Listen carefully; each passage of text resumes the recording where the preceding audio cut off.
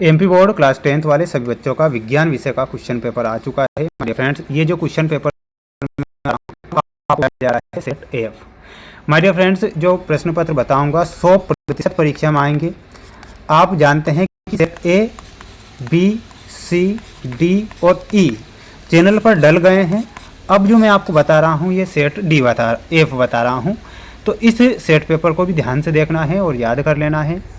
सभी छात्रों को मैं बता देता हूं कि 95% जो पेपर है आपको सेट ए से लेके, ध्यान से रखें, सेट ए से लेके तो सेट एफ तक 95% पेपर बन जाएगा। अब आप पर ये डिपेंड कर रहा है कि आप उन्हें याद कर रहे हैं कि नहीं कर रहे हैं ना। तो पूरा पेपर देखना है और याद आपको कर लेना है पूरा क्वेश्चन पेपर। चैनल पर नए जुड़े हैं तो चैनल को सब्सक्राइब जरूर करें। सभी विषय के मैं 6 सेट पेपर बता रहा हूं जो परीक्षा में 100% छप जाएंगे। पहला प्रश्न देखिएगा, यहाँ पर सही विकल्प चुनकर लिखिए। में क्वेश्चन आपसे पूछा गया है, प्यारे विद्यार्थियों ध्यान से देखेंगे। शुद्ध जल का पीएच मान कितना होता है? तो इसमें आप यह जानते हैं कि शुद्ध जल का जो पीएच मान होता है वो 7 होता है, तो इसमें आपको 7 लिखना है। प्रतिवर्ती क्रियाओं का समन्वय एवं नियंत्रण करती है, तो प्रतिवर्ती क्रियाओं का समन्वय एवं नियंत्रण जो करती है वो करती है मेरु रज्जु। ठीक है, तो इसमें आप मेरु रज्जु ध्यान रखेंगे। कोई विलयन अंडे के पिसे हुए कवच से अभिक्रिया करके एक गैस उत्पन्न करता है जो चूने के पानी को दूधिया कर देती है, तो वो गैस कौन सी है? वो गैस हो जाएगी प्यारे विद्यार्थियों HCl। सबसे अधिक अभिक्रियाशील धातु कौन सी है? तो इसमें आपको लिखना है Na जो धातु है उसका नाम है सोडियम, जिसे Na से दर्शाया जाता है।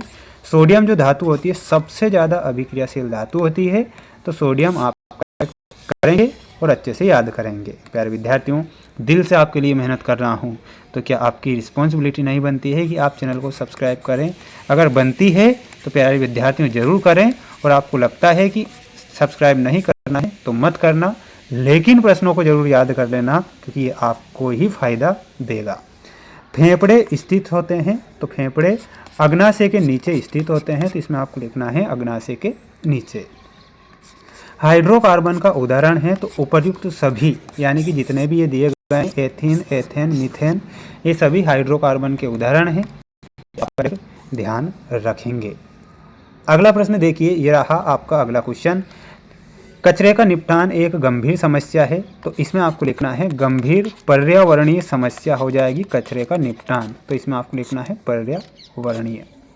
प्रिज्म द्वारा रंग की प्रकाश किरण का विचलन सर्वाधिक होता है, तो कौन सी रंग होगा? इसमें आपको लिखना है बैगनी रंग। वस्तुओं को हम की उपस्थिति में देख सकते हैं, तो वस्तुओं को हम प्रकाश की उपस्थिति में देख सकते हैं। एक अश्व शक्ति में 746 वाट। विद्युत विभव का एसआई मात्रक क्या होता है? तो इसमें आपको लिखना है वोल्ट। क्या लिखना है? वोल्ट आपको करेक्ट करना है। स्क्रीनशॉट आप ले सकते हैं और याद कर सकते हैं। विद्युत धारावाही तार एक की भांति व्यवहार करता है, तो ये चुंबक की भांति व्यवहार करता है। इसमें आप चुंबक करेक्ट उत्तर के रूप में लिखेंगे और याद करेंगे। चैनल पर नए जुड़े हैं तो माय डियर फ्रेंड्स चैनल को सब्सक्राइब जरूर करें, क्योंकि जो पेपर बता रहा हूँ पेपर तो बाहर आपका नहीं जाने दूंगा, कि वो सारे सेट पेपर मैंने डाल दिए हैं जो परीक्षा में आ जाएंगे। सत्य में देखिएगा, DNA एक आनुवांशिक पदार्थ है, तो बिल्कुल ये आपको सत्य लिखना है। ग्रीन हाउस प्रभाव का कारण ओजोन परत में क्षय होना है, तो ये आप असत्य लिखेंगे। हाइड्रा में अलैंगिक प्रजनन होता है, ये आपको सत्य लिखना है। विद्युत मोटर धारा के चुंबकीय प्रभाव पर आधारित युक्त है, तो बिल्कुल ये आपका क्या हो जाएगा? सत्य हो जाएगा। सभी हरे पौधे एवं नील हरित शैवाल उपभोक्ता कहलाते हैं, तो सभी नहीं कहलाते हैं, तो ये आपको असत्य लिखना है। फोटोग्राफी प्रकाश रासायनिक अभिक्रिया का उदाहरण है, तो ये आपको सत्य लिखना है। ठीक है, तो स्क्रीनशॉट लेते चलो और याद करते चलो, है ना, क्योंकि जो पेपर बता रहा हूँ ना, तो पेपर तो बिल्कुल आएगा माय डियर फ्रेंड्स। पेपर तो बाहर नहीं जाने दूंगा, क्योंकि सारे तो सेट पेपर डाल दिए। पेपर जाएगा तो जाएगा कहाँ? बुझा हुआ चूना, तो इसमें आपको मिलाना है CaOH2 से। मेंडल ने आनुवांशिकता का नियम दिया। मिश्र धातु में कांसा।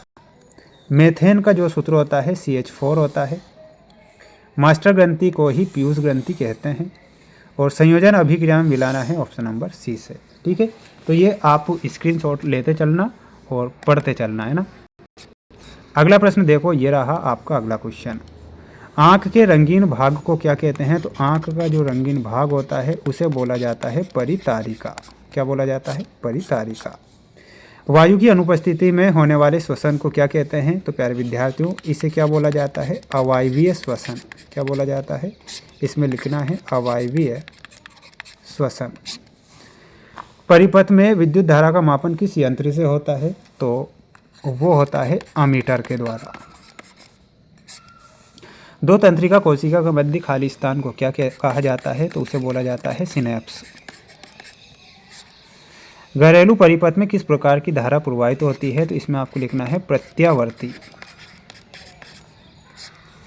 जीन संरचना को सर्वप्रथम प्रतिपादित करने वाले वैज्ञानिक का क्या नाम था? तो उनका नाम था सटन। ठीक है, तो सटन करेक्ट करेंगे। माय डियर फ्रेंड्स, सभी प्रश्नों के आंसर ऐप पर उपलब्ध है। ऐप की लिंक डिस्क्रिप्शन में दे रखी है।